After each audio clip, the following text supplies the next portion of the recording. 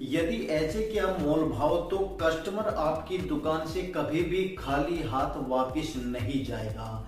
दोस्तों, यदि आपकी रेडीमेड गारमेंट शॉप है और आप भी चाहते हैं कि आपकी दुकान पर आया हुआ कस्टमर बिना कुछ खरीदे कभी भी वापसी ना जाए, कुछ ना कुछ लेकर जरूर जाए, मगर होता है इसके बिल्कुल उल्टा है।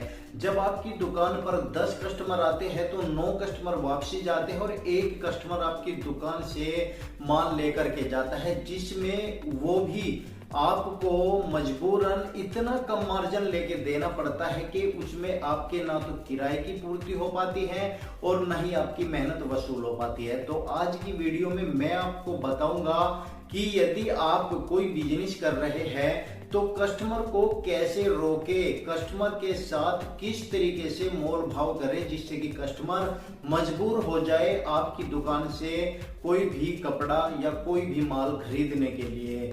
तो आप इस वीडियो पर बने रहिए। वीडियो पसंद आए वीडियो को लाइक शेयर और चैनल को सब्सक्राइब जरूर कीजिए। दोस्तों, डिस्क्रिप्शन जरूर चेक कर लिया करें क्योंकि डिस्क्रिप्शन में बहुत सारे लिंक्स आप लोगों के लिए हैं, बहुत कुछ जानकारी डिस्क्रिप्शन में दी जाती है। तो चलिए दोस्तों आगे बढ़ते हैं। नमस्कार, मैं हूं प्रहलाद सिंह और आप देख रहे हैं आपका अपना YouTube चैनल। दोस्तों, रेडीमेड गारमेंट का बिजनेस यदि आपका है तो आज आपके लिए ये वीडियो रामबाण साबित होने वाली है। इस वीडियो में कस्टमर को किस तरह से माल बेचना है यदि आपकी मोल भाव की दुकान है, फिक्स रेट वाली दुकान नहीं है, क्योंकि आज के समय फिक्स रेट जिस दुकान पर होता है उस दुकान के कस्टमर संतुष्ट नहीं होते। कस्टमर संतुष्ट तभी होते हैं जब आपकी दुकान के ऊपर मोल भाव करने के बाद कस्टमर आपसे माल लेकर चले जाए अपने उस रेट पे जिस रेट में उन्होंने मोल भाव किया है।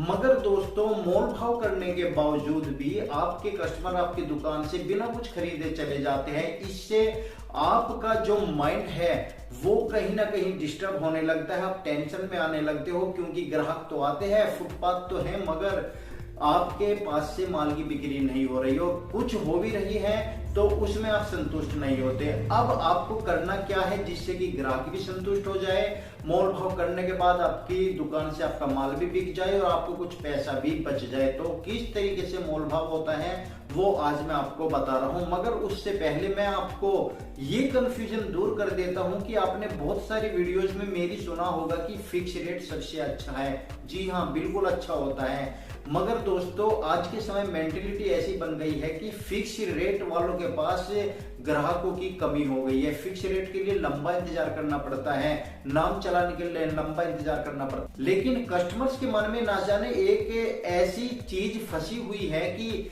जब तक वे अपनी मर्जी का रेट आपसे तुड़वा कर नहीं ले लेते तब तक वे दुकान अच्छी नहीं समझते। इसलिए समय के साथ बदलना चाहिए। मैं ये नहीं कहता कि फिक्स रेट बुरा है, फिक्स रेट हमेशा अच्छा होता है और फिक्स रेट आगे भी भविष्य में भी अच्छा होगा, क्योंकि वो रेट आपको कमाई भी देता है, आपके अच्छे ग्राहक भी बनाता है और आपका समय भी बचाता है और आपको टेंशन फ्री भी रखता है, जिससे आप अपने परिवार में जाकर के खुशहाल जिंदगी बिता सको। मगर मैं फिर भी यहाँ पर बात कर रहा हूँ मोल भाव वाले दुकान वालों की कि मोल भाव हम कैसे करें। तो देखिए, सबसे पहले आपको नोटिस करना पड़ेगा कस्टमर की चाल को। जी हाँ, कस्टमर की चाल कैसी है। जब कस्टमर आपसे मोल भाव करता है तो मोल भाव करने के बाद कस्टमर एक बार दुकान से उतरने की कोशिश जरूर करता है। वो कस्टमर आपको ध्यान में रखना पड़ेगा कि वो कस्टमर स्पीड से आपकी दुकान से नीचे उतर रहा है या धीरे धीरे करके नीचे उतर रहा है। उसका मतलब आप समझिएगा, यदि स्पीड से नीचे उतर रहा है तो यानी कि या तो अभी भी उसको रेट महंगा लग रहा है, मोल भाव की सेटिंग नहीं हुई है, या फिर उसे आपका प्रोडक्ट समझ में नहीं आया है, या वो कहीं और जाना चाहता है, टाइम पास करने के लिए आया था। और यदि धीरे धीरे उतरना चाहता है तो वो ही आपको आजमा रहा है कि आप उसे आवाज लगाए और आवाज लगा करके हमें रेट हमारे मुताबिक मिल जाए, जो आप वहां पर खड़े खड़े नहीं तोड़ रहे थे। तो जैसे ही कस्टमर धीरे धीरे उतरता है तो बहुत सारे लोग पीछे से आवाज लगाते हैं कस्टमर को कि ठीक है आप आ जाइए, ले जाइए, क्योंकि उसे लगता है कि वे कस्टमर को कहीं खो ना दे, कस्टमर कहीं खाली हाथ ना चला जाए। मगर दोस्तों, ये कुछ हद तक ठीक है, मगर वहां तक ठीक है जब कस्टमर आपकी दुकान से नीचे उतर के चला गया, पीछे मुड़कर नहीं देखता, उस कंडीशन में आवाज आपको लगानी चाहिए। मगर जब कस्टमर आपको एक होल्ड देता है है कि मैं तो जा रहा हूँ, अब मेरी समझ में नहीं आ रहा, आप रेट महंगा लगा रहे हो, वो धीरे धीरे कदमों से जब चलता है, समझ लीजिए उसके मन में चल रहा है कि रेट तो सही है मगर कुछ हद तक और मैं तोड़वा लूं, तो वो चीज आपको समझनी है, वो चीज चाल से समझ पाओगे। तो पहला पॉइंट तो आपका ये क्लियर हो चुका होगा।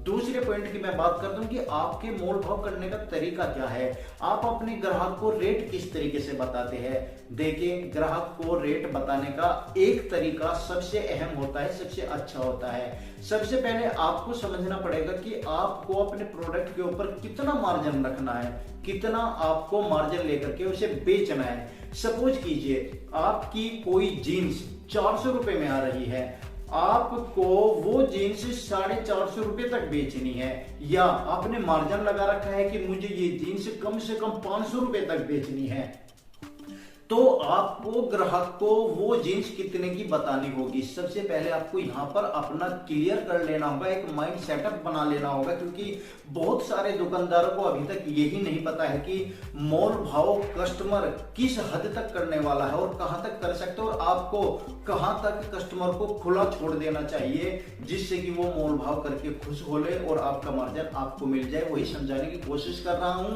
वीडियो जरा ध्यान से देखिएगा। जब आपकी 400 की जीन्स से आप 500 रुपए का मार्जिन लेना चाहते हो, आपकी पुरानी दुकान है, अच्छे कस्टमर आपके पास आ रहे हैं, तो 100 रुपए का मार्जिन आप ले सकते हो। लेकिन जिसकी नई दुकान है, मैं तो कहता हूँ 50-60 रुपए का मार्जिन भी काफी होता है, लेकिन फिर भी 100 रुपए पर हम बात कर लेते हैं। 400 की जीन्स आपको 500 रुपए में बेचनी है, तो आपको ग्राहक को रेट बताना होगा तकरीबन 600 रुपए। जी हाँ, 100 रुपए का मार्जिन आपको लेना है तो 100 रुपए ही आपको उस पर एक्स्ट्रा बढ़ाकर बताने पड़ेंगे। आप 600 रुपए बताओगे तो कस्टमर बड़ी महंगी बताएगा कि बहुत महंगी दे रहे हो आप, तो तभी आपको कहना है कि भैया आप रेट बता दो, अगर महंगी लग रही है और 5-10 रुपए कम दे दीजिएगा।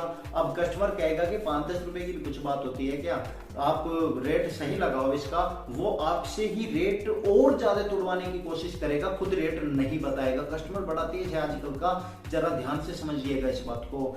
जब आपसे ही खुद कहेगा कि भाई सही लगाओ, तो आप क्या करोगे, आप कहोगे कि चलो ठीक है, आप 570 रुपए दे दीजिएगा।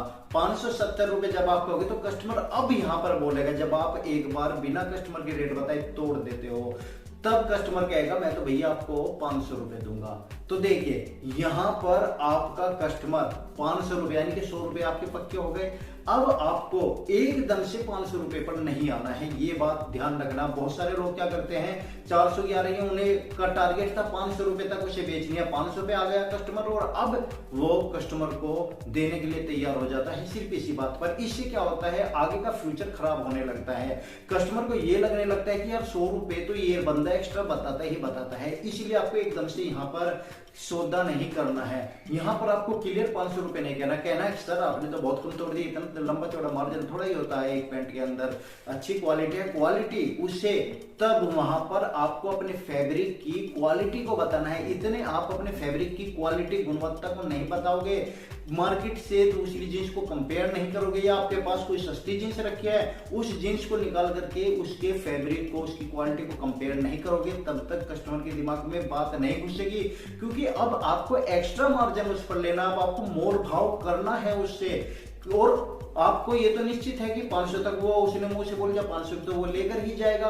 मगर दोस्तों अब आपको थोड़ा सा और मार्जिन उससे ऐड करना है, क्योंकि मोल भाव की दुकान है तो ऐसा तो होता ही रहता है कि किसी को 500 की दे दी, किसी को 525 की दे दी, तो इतना तो चलता रहता है मोल भाव में। और यही बेनिफिट होता है, थोड़ी सी टेंशन जरूर पड़ती है मगर मार्जिन थोड़ा सा फालतू आप लोग इसमें कमा लेते हो।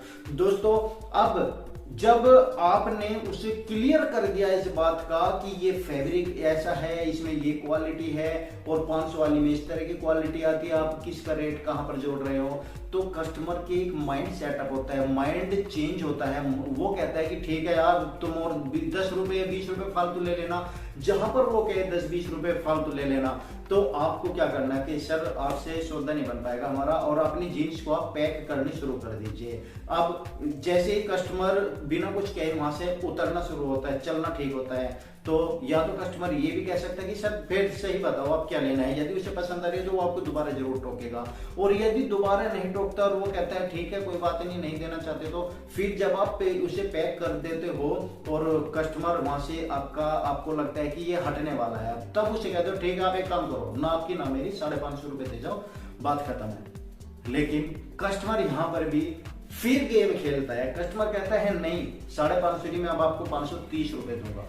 तो दोस्तों आपको यहाँ पर फिर भी एकदम से ये नहीं कहना कि ले जाओ, आप कहना कि नहीं देखो सर मैंने आपको बता दिया क्लियर है 550 ये केवल आपके लिए है कि आप मेरे परमानेंट ग्राहक हो, नहीं तो इससे कम रेट का है ही नहीं। अब कस्टमर या तो उसे ले लेगा, नहीं लेगा तो वो नीचे उतर के चलने लगेगा। जैसे नीचे उतर के चलेगा तो वहां पर आपको चाल देखनी है, धीरे धीरे चल रहा है या तेज चल रहा है। धीरे धीरे चलेगा तो उसको पैड़ियों से नीचे उतरने का इंतजार कीजिए, यदि उतरने के बाद वो आपकी तरफ मुड़ता है तो आप वो उसे लेकर के जाएगा, यदि वो बिना मुड़े देख के जाता है तो उसे आवाज लगाकर उतने में दे दो, यहाँ पर आपको एक्स्ट्रा मार्जिन मिल जाएगा। तो ये होती है मोल भाव। मोल भाव इस तरीके से यदि आप करोगे तो मैं गारंटी देता हूं कि कोई भी ग्राहक आपकी दुकान से खाली नहीं जाएगा। दोस्तों बहुत सारे लोगों पर मोल भाव नहीं करना आता, बहुत सारे लोग बताते तो है मोल भाव के अनुसार कि 400 की 600 में बता दी 500 में बेच दी, मगर एकदम से जो तोड़ते हैं उनका फ्यूचर खराब होता, आने वाली दुकानदारी वे ग्राहक समझ जाते हैं कि ये बंदा कितना तोड़ता है, और कभी कभी मोल भाव करना बहुत भारी पड़ जाता है और नुकसान में चीज देनी पड़ती है। तो दोस्तों